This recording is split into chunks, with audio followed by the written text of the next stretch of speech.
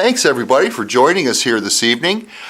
This is Blue View Matrix Techniques dealing with Class 2, 3, 4, and 5. We've got a nice diastema closure we're going to take a look at. All items affiliated with Garrison's Blue View line of cure-through matrix products. My name is Kevin Wahlberg. I've been here with Garrison Dental for, well, getting close to 20 years now. I'm going to have to change the slide pretty soon. And I've had the great fortune of traveling all over the world, really, demonstrating Garrison products and meeting with dentists from just all corners of the globe. It's a very fun job to be in. And sitting across from me in the Garrison Dental Studios here is Kendall. She is helping me with all the technical stuff here this evening.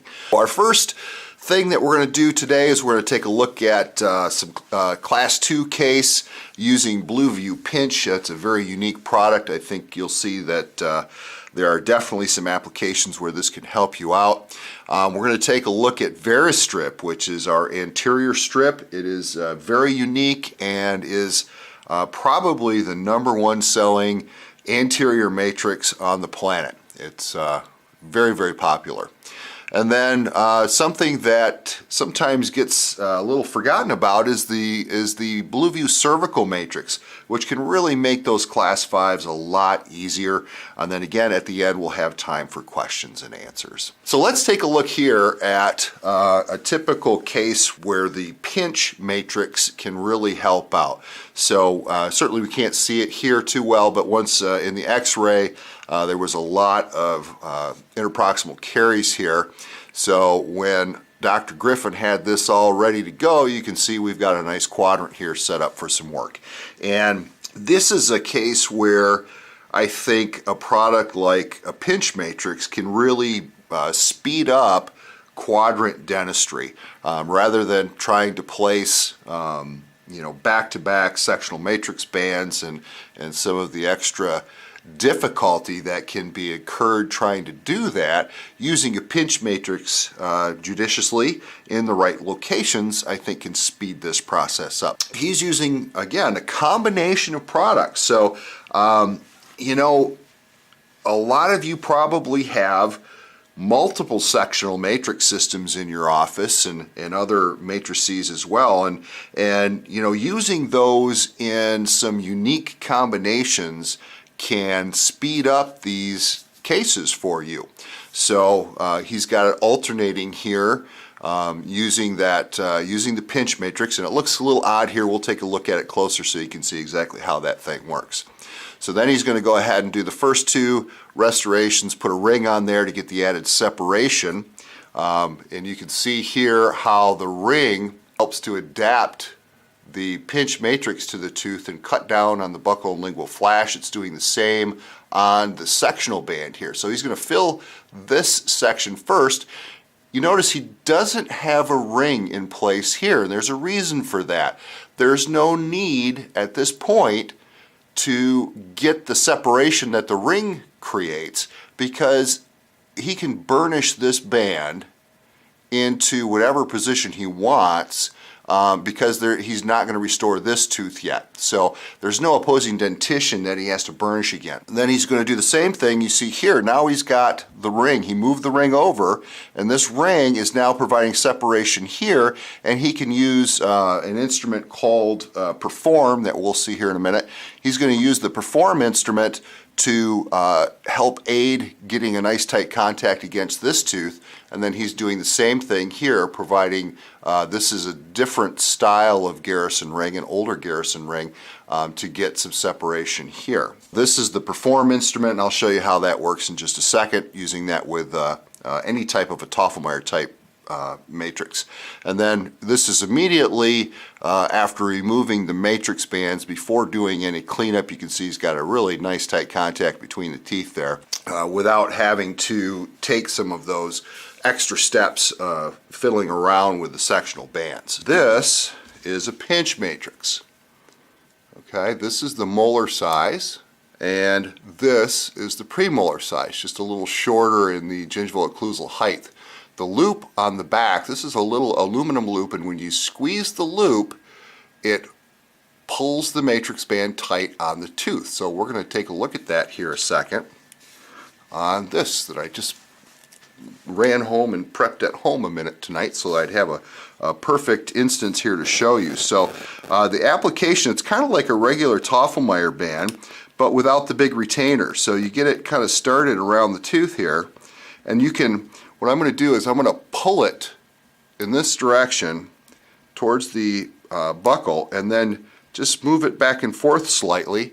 And what that does, by pulling it tight and giving it that little wiggle, you can see it just slides right down between the gingiva and the tooth. So that gets that band down nice and deep.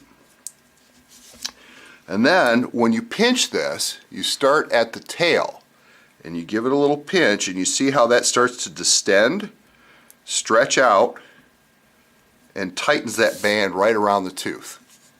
So another good application of this product would be for like a special needs patient, someone who is maybe not as going to be as patient as you would like them to be in the chair. Using this is a very, very quick way to apply the matrix. So then what I'm going to do is I'm going to go ahead and place 2 sectional bands in here, mimicking what Dr. Griffin did. And because I have this pinch secured already, it's very easy to slide that band down in there. It's not like trying to get 2 sectional bands back to back. So then of course you still have to wedge, get a nice firm wedge in there and make sure it's sealed. I'll put the other band in here a second. Now I've got a little shorter band on this size for that premolar, and it just slides right down in there really nicely. Okay, so we've got that in place. I'm going to go ahead and flip that tab out of the way a little bit. Now, application of the rings when you have a pinch in there is a little bit trickier. You got to fish the tip of this ring down between that location. So it's almost helpful if you kind of come into that sectional band a little bit, because you don't want to get hung on that band and crush it. And then I'm going to do the same thing here. I'm going to come down into that sectional band and then seat that. So if you were going to do this case right here, what I would recommend is doing the MOD first. Okay, go ahead and fill that. You don't have to worry about burnishing it against the adjacent contact, because there is none. And then once this is complete, then you can burnish aggressively here on both sides and build against that for a nice tight contact. So now the instrument that Dr. Griffin was using is this. It's a Perform contact instrument. There's a mesial and distal end. That's the mesial, that's the distal. It tells you exactly what to do. Backside, you put your first increment in there, place this on the distal. It says to push, you push it into that spot and you can cure right down through there, securing that first increment into tight contact. Now this would be generally used more in a case where this is just an MOD and you don't have these adjacent, because you don't have to use it on this first. If you're going to do that MOD first, it's not really going to do much for you at that time. So, but that's a Perform contact instrument, and that comes with some of the pinch matrices kits. So a couple tips here: pinch from the tail, pinch from the bottom edge towards the tip, and that's the proper way to tighten that. Don't get it too tight or you won't be able to burnish the band if you need to. And then if you are using a pinch up against an adjacent contact point, you want to use the Perform to ensure you get a nice tight contact, because the plastic of the Blueview pinch is not as burnishable as a stainless steel band. All things anterior, really. So Dr. Hornbrook sent us this case a while back, and looks like we have a little sports injury there. The unique thing about Varus Strip is that A, it is pre-contoured, and B, it is tapered. So it allows you to adjust the band very simply by sliding it through the interproximal space until you get the height that you need to correctly restore the tooth. And then the curvature, of course, just helps you recreate that interproximal section of the tooth without having a big flat spot in it. So he's got everything set up here. Etching. And then building from the back, he's got a really transparent enamel shade on the back side. Then he's going to layer over top of that a little bit more opaque, and then go over top of that with the front of the tooth, the facial aspect, with some more of the enamel shade. So you can see how he's got that folded over. The blue coloration does not affect the polymerization of the composite. Orange, of course, as you know, blocks that particular wavelength of light, but the blue does not have any impact on it. And one of the benefits of the blue, you've probably had this happen with a transparent mylar strip where you've cut a piece of the strip and then immediately lost it, only to find it stuck to the side of your patient's head or the back of your glove or something like that. They're very staticky. Well, with the blue view, you can see it very clearly when it's on your tray, so it's a nice thing. So here he's got everything built up and he's ready to start trimming that back and get his anatomy in there. You can see the final on that. It's just really a beautiful restoration. You can't even see it. Fantastic anterior restoration. You see the nice contours interproximally. You know, that just is just such a beautiful natural contour right there. Now we've got a nice, I don't know how often we see this in our neck of the woods, but here we've got a couple of anteriors that some pretty significant caries there. And now Dr. Zanzarin does something kind of interesting here. He's actually cutting a piece out of the Varus strip, and when I show it to you, you'll see it's a fairly long strip. So sometimes you can actually, you know, depending on the height of the tooth that you're working on, you might be able to do 2 restorations with 1 strip by just cutting it in half. So you see how he's working that out, and then he's going to the other side, building up against there very nicely. Again, nicely contoured because of the shape in the band, and then just a great finish there. Very natural looking. Now this isn't a huge diastema, but I think there's a couple of key things here, and how you can see Dr. Van Sontag has slid that matrix down into the gingiva here so that he can get this whole contour really nice. On the other side, he just cut a piece out of this, and he's getting a couple restorations out of 1 Varus strip. I shouldn't tell you that. Of course, we want you to use one every time, but you know, hey, let's save a few bucks if we can, right? So again, nicely contoured all the way down by making sure you got the band subgingivally here and preventing, you know, the dreaded black triangle there. So, you know, if you get that nice and close, get that contour deep down towards the gingiva, and you don't leave too much space in there, the gingiva is going to draw down quite nicely into that space. This is a Varus strip. Okay, it's quite long, and you can see how it's curved this way, the gingival occlusal direction, and then tapered again so that you can just by sliding the band in or out, you can get the height that you need. And I think we saw in one of the cases on there where the doctor had threaded it through a couple of interproximal spaces, which makes wedging it, I think, a little bit easier. So once it's in place, you know, you can pull this, get the height you want. If you haven't seen these wedges before, these are Garrison's fusion wedges. They're very popular. So we just tack this backside. Now you can pull without sliding that whole thing through. You can pull it tight against the tooth without having to try to secure that backside. So and then you can see here again, by sliding it through, you just adjust that height to where you need it to be, and of course, you know, handy dandy scissors there will get rid of any excess if it's in your way. So pretty simple product. Like I said, it is, we've had multiple anterior products over the years. It is by far the most popular anterior product we have, and is growing in popularity every year. So it's definitely something that is worth a try. So our last little thing we're going to take a look at is the cervical matrix.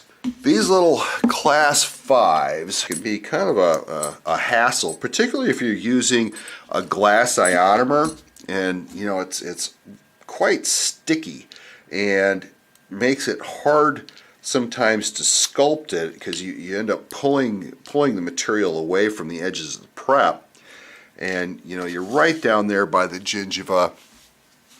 And so the Blue View cervical matrix kind of does double duty for you. It's almost like having a little bit of gingival retraction, but then it allows you to literally not have to sculpt anything. Okay, by application of the matrix, it is very thin along the edges of the little plastic pieces. So as you push this up against the tooth, it flexes to match the shape of the tooth very nicely, and when done properly, like you see here where you're rolling it from the gingiva up towards the incisal edge of the tooth, you express any excess material out the top, so you don't have to try to trim that subgingivally, which obviously is very difficult to do and messy. So by using it as a bit of a gingival retractor, because you can slide that little matrix down below the gingiva, roll it up out of the tooth, you don't have to sculpt anything, and you cure right through it. So you have a beautiful smooth finish on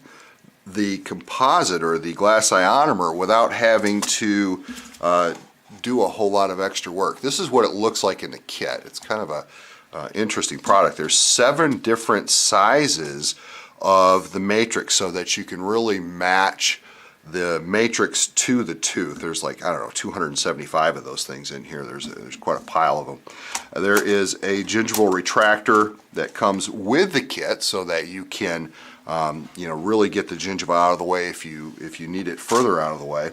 And then there is the handle, which let me show you how that works, because this is really unique.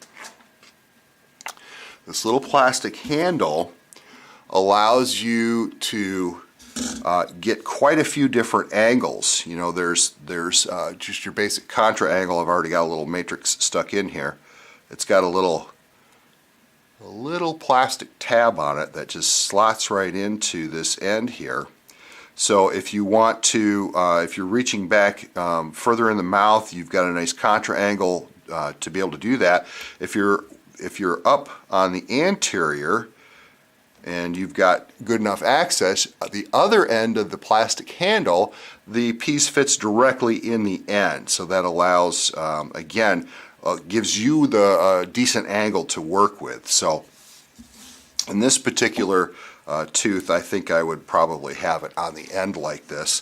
Just makes it a little bit easier. So if you can see, I've got a little class 5 there right at the gum line, and I can slide this down between the tissue and the tooth, get my glass, have your bonding, whatever you're going to do in there, and put your glass ionomer or composite, and you can roll it up on the tooth and cure right through it. Makes a very smooth finish. Again, you don't have to do the subgingival trimming of any excess, because you've expressed that out the top by using that little rolling motion. And certainly if you're more posterior and you're working, let's say you've got some decay under a crown and you're going to patch that up, there are some sizes specific to, like that was quite a bit larger, to the posterior area where you would be working, and by utilizing the contra angle portion of the handle, slide that in there. Now you can get back in there and make those repairs very easily. So It's a fast way to do this without, again, having to monkey around with a lot of sculpting right down there at the gingiva. So that is the cervical matrix from Garrison. That's really it's just again a kind of a quick product review here. So as far as the materials go, that kind of covers that. Please show how to position the gum retractor in the cervical kit. Okay, let me grab that. So now this is a softer plastic material than the little matrices themselves or the handle. So we got a little bit more flex. So you can see the scalloped shape of that. So, you know, reaching in, pushing down, holding down the gingiva. Of course, it's fairly easy here on a rubber model, but you know, holding that gingiva down, your assistant would have to do that while you're applying the matrix. But you'll have a couple extra hands there, unlike what I'm doing here. I have to actually hold my teeth at the same time. So, but there's two sizes. This is the wider side, so that, you know, a little bit bigger tooth, you can adapt that accordingly. Now, of course, that gets to be a little bit more challenging. You really have to retract the cheek aggressively the farther back you go in order to get in at the appropriate angle on a posterior tooth. So let's see, join towards the end. Were there any Class 2 products discussed? Can you show quickly? Yes, we had a quick view of the pinch matrix, and really not so much as a standalone product, but using it in connection with a sectional matrix system. So I've got a little, not a little ammo, this would be a nice big GV black amalgam replacement right here. So we get that guy on there, and I pull it towards the buccal, wiggle, wiggle, wiggle, wiggle, and it'll slide down the neck of the tooth, pinch at the tail towards the front, and it tightens up on there nicely. Make sure you wedge it, seal that gingival margin. Now in a case like this where I've got existing contact with that, well, there's a opposing dentition, let's say, because we don't have a situation like this where we've got a whole quadrant prepped out. What I would do here is, again, I would use the Perform.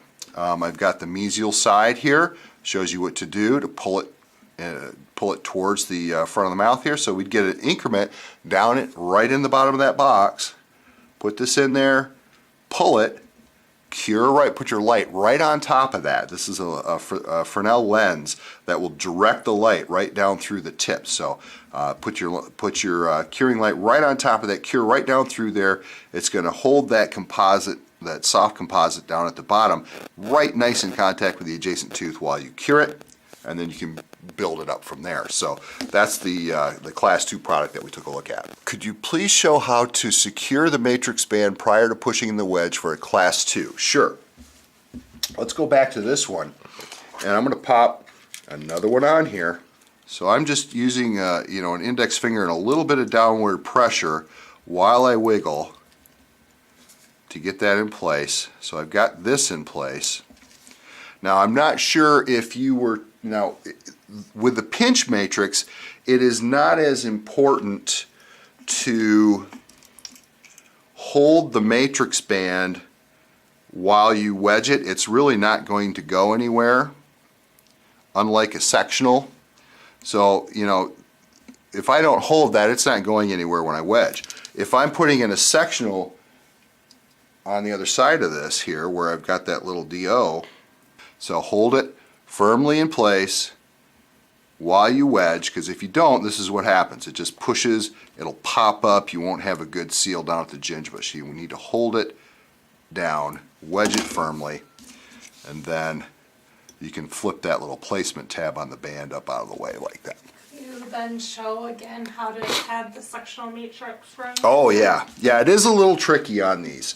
Dr. Griffin, in the slide I showed earlier, had this ring in one position. The little thin tines on this is the, oh gosh, this was out in 2008, so we're a little beyond this style of ring now, but it still has its applications.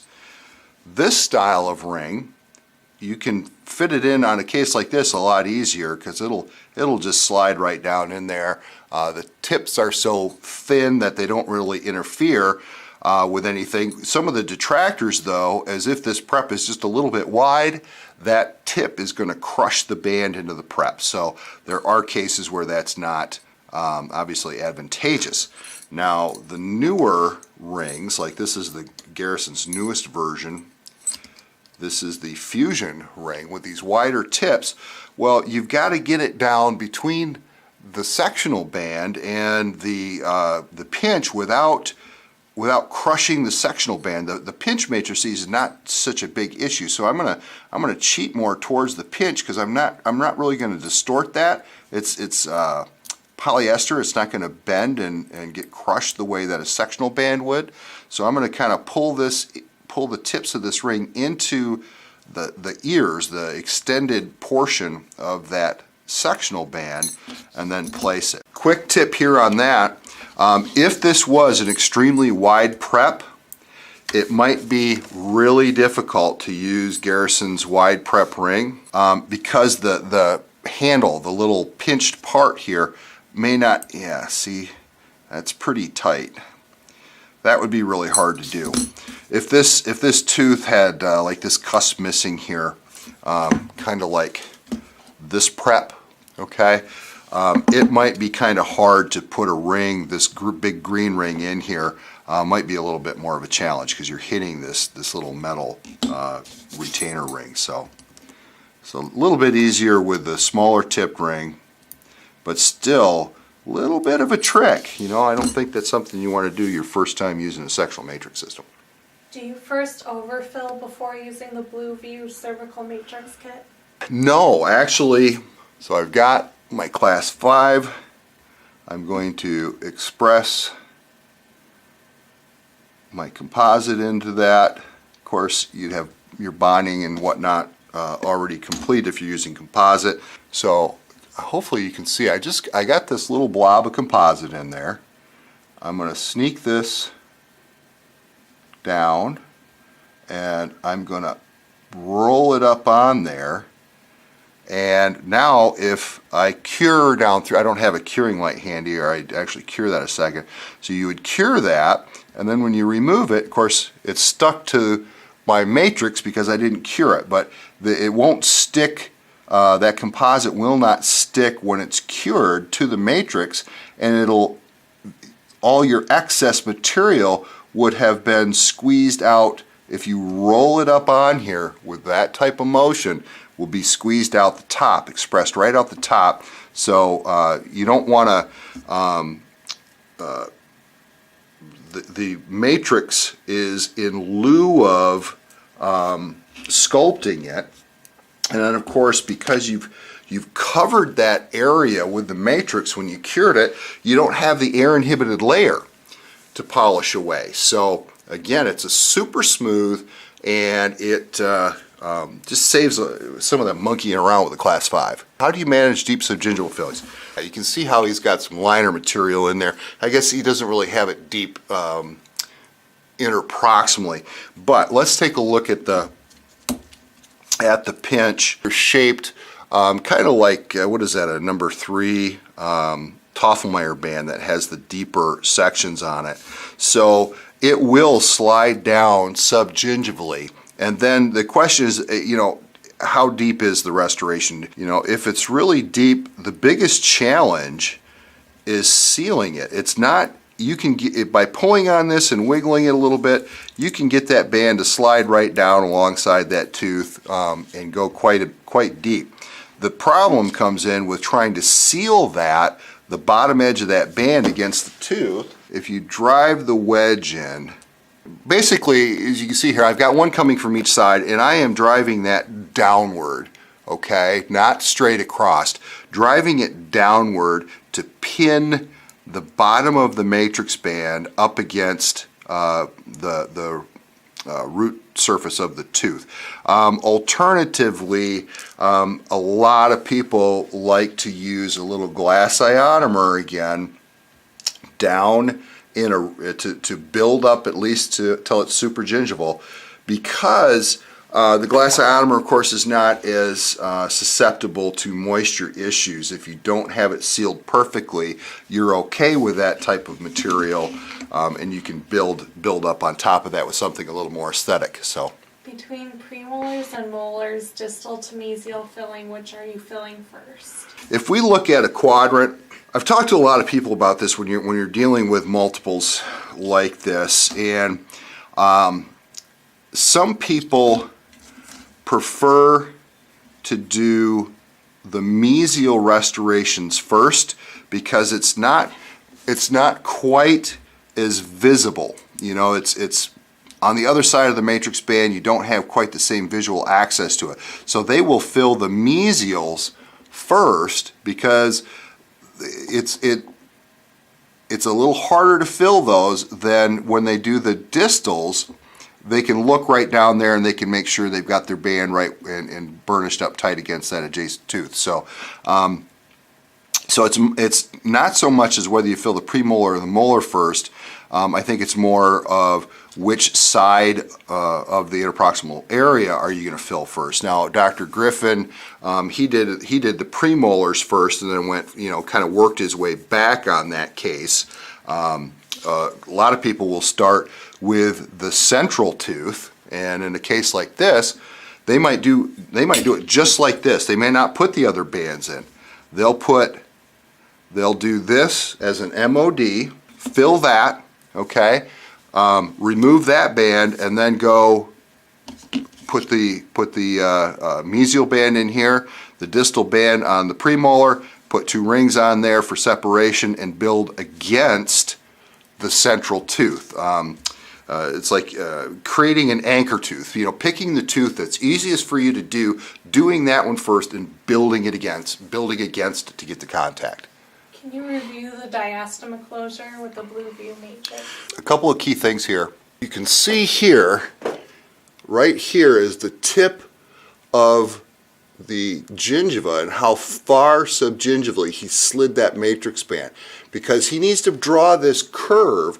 He needs to get this the midline here nice and deep so that when you're done, this is close enough and far enough down here that the any little black triangle, the gingiva will draw down into that. If you don't get that band nice and deep and build that curve all the way down there, it's not as likely that you're going to be able to get the gingiva to draw down like that. So, and again, sliding this thing subgingivally like that, it's very smooth. It'll slide right down in there without too much of a difficulty. And like here on this lower tooth is quite a bit shorter, you can position that to get the height right. Do you hold the matrix band during light cure, or do you take the matrix out before curing? No, you keep this right in place and cure right through it. The light will penetrate that during diastema closure. I can't tell on his slide what he's doing. Chances are, he's held a finger behind that to hold the back side of that matrix tight up against the tooth, and then rolled this over and then cured through it. So that's how I see most folks do that, is they'll fold that matrix over and hold it on both sides and cure through it. Do you wedge the Varus Strip on the diastema closure? You got to be a little careful there. If you put a wedge in, now you're creating a gap, right? You're creating the black triangle by putting the wedge in there. So that's one of the reasons why I think why they're holding the band with their finger, so they can pull it tight against the tooth, or actually it's kind of bloused out a little bit. They're not pulling it tight, they're holding it where they want it, but the composite material is then squeezed up against the tooth, and then they're curing that. And they're getting the seal at the gingival by how they're holding the band, not by wedging it, because again, you wedge it too hard and you're going to create a black gap. That was the last question. Thank you very much for joining us, and again, please feel free to shoot me any questions that you have.